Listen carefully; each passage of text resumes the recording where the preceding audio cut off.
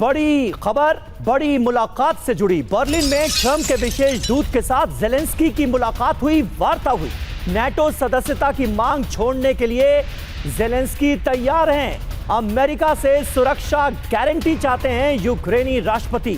Ukraine के हिस्से की जमीन छोड़ने को तैयार नहीं है जेलेंस्की। 5 घंटे तक स्टीव विटकॉफ के साथ जेलेंस्की की ये वार्ता चली।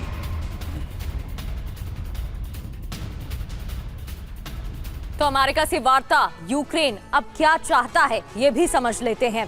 बर्लिन में स्टीव विटकॉफ के साथ जेलेंस्की की बात हुई। नाटो सदस्यता की मांग छोड़ने को तैयार हैं जेलेंस्की ने बदले में लेकिन यूएस सुरक्षा गारंटी की मांग जरूर रखी है। यूक्रेनी क्षेत्र रूस को देने के लिए तैयार नहीं है जेलेंस्की और 5 घंटे चली है विटकॉफ के साथ ये बातचीत। जी हां, बड़ी बात यह है कि रूस चाहता है कि डोनबास को छोड़ दे यूक्रेन। डोनबास पर ही सबसे ज्यादा पेच फंसा हुआ है। प्लान पर रूस की सहमति भी जरूरी होगी। सुरक्षा गारंटी को अमेरिकी संसद से मंजूरी भी चाहिए होगी। डॉक्टर संदीप त्रिपाठी, यह जंग शुरू तो इसी बुनियाद पर हुई थी कि यूक्रेन को नाटो सदस्य ना बनाया जाए। अब उससे कहीं ना कहीं समझौता करने के लिए बिल्कुल तैयार हैं जेलेंस्की। तो उस लिहाज से तो यह जंग खत्म हो जानी चाहिए थी, लेकिन नहीं हो रही है। क्यों? एक्चुअली समीर जी, इसलिए नहीं हो रही है कि आपने सही कहा कि जो बुनियाद थी वो नाटो का ईस्टवर्ड एक्सपेंशन ही था। और यदि आज जेलेंस्की कह रहे हैं कि अब हम नाटो के सदस्य नहीं बनेंगे, आप हमें सिक्योरिटी की गारंटी दीजिए, तो मुझे लगता है कि आपने क्या किया फिर। आपने इतने सालों तक, स्पेशली 4 साल होने वाले, लाखों लोगों की जान गंवाई। तो मुझे लगता है कि ये नाटो के ही तो पुतिन की जिद थी कि नाटो का जो ईस्टवर्ड एक्सपेंशन है हमारी सिक्योरिटी सर्वाइवल के डायरेक्ट थ्रेट है। और यदि किसी तरीके से जो यूक्रेन है उसमें इच्छा जताता जाने के लिए, तो हम छोड़ेंगे नहीं। और इसी बुनियाद पर युद्ध को छेड़ा गया। अब चूंकि पुतिन एक अपर हैंड में है, जब पूरा डोनबास मांग रहे हैं, तो अब जेलेंस्की को यह लगता है कि यदि दोनों मांगों को हम लूज कर दिए तो उनका राजनीतिक मर्डर है, पॉलिटिकल मर्डर है। इवन पॉलिटिकल मर्डर छोड़िए कि इतिहास में वो किस रूप में जाने जाएंगे ये कोई नहीं जानता। अब सवाल अगला ये है कि आखिर दोनों जो सबसे बड़ी मांगे हैं, अब जहाँ तक सिक्योरिटी की बात है, आप ये बताइए कि पिछले 4 साल से सिक्योरिटी कौन दे रहा है? आप लिख देने से कुछ नहीं होता है। अमेरिका ऑलरेडी आपको सिक्योरिटी दे रहा है। 32 जो नाटो के कंट्री ऑलरेडी आपको सिक्योरिटी दे रहे हैं। तो व्हाट्स नथिंग न्यू, ये नया कुछ नहीं है इसमें। तो ये लूज पोजीशन है जेलेंस्की की। जेलेंस्की को ये लग गया है कि जिस प्रकार से ट्रंप का प्रेशर है जेलेंस्की पर, और ये जेलेंस्की जानते हैं कि क्यों स्टारमर हो या फिर आपके इनुअल मैक्रोन हो या फिर इसके बाद आपके ये जो फ्रेडरिक मर्स साहब हो, ये तीनों जो है जर्मनी, फ्रांस, यूके में उतनी ताकत नहीं। मैं हमेशा इस बात कहता हूं कि माइनस यूएसए जिस दिन हो गया, ये युद्ध अपने आप में खत्म होगा। और इसीलिए मुझे लगता है ये टोन डाउन हुई जेलेंस्की को बर्लिन पर ये मीटिंग में।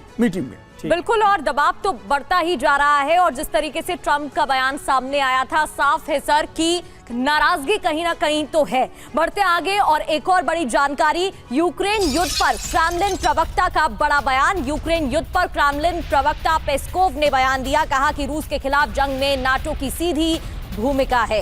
कीव में मौजूद नाटो स्पेशलिस्ट फोर्स के लोग नाटो की भूमिका के चलते रूस की तरफ से हमले हो रहे हैं और जेलेंस्की की सरकार में भी नाटो के लोग मौजूद हैं। ये बयान पेस्कोव की तरफ से दिया गया है।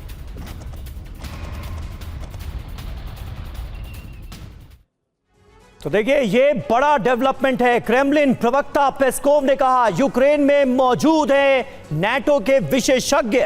ये उनकी तरफ से कहा गया है। जेलेंस्की की सरकार में नाटो के लोग हैं। यूक्रेन को नाटो से हथियार सप्लाई की जा रही है। जंग के लिए यूक्रेन को नाटो ने ट्रेनिंग दी है।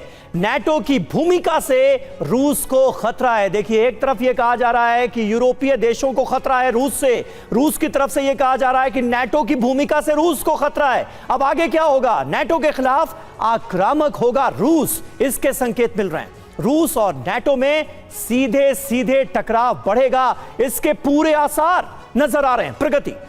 बिल्कुल, और मनीष, पहले ही पुतिन कह चुके हैं कि रूसोफोबिया तो यूरोप को है ही।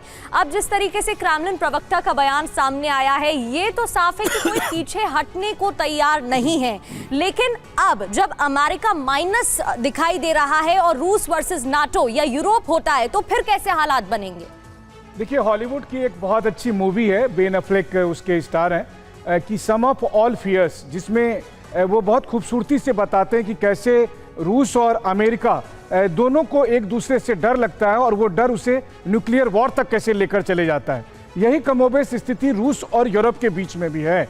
एक तरफ रूसोफोबिया की वजह से यूरोप के देशों को ये लगता है कि रूस से उन्हें खतरा है, इसलिए जंग की तैयारी करनी चाहिए, जिसके बारे में नाटो चीफ ने कहा भी है, जिसे लेकर काफ़ी विवाद है कि उन्होंने यही कहा कि जो हमारे बाप दादाओं ने जो युद्ध लड़ी थी उसी युद्ध को लड़ने के लिए अब हमें भी तैयार रहना होगा।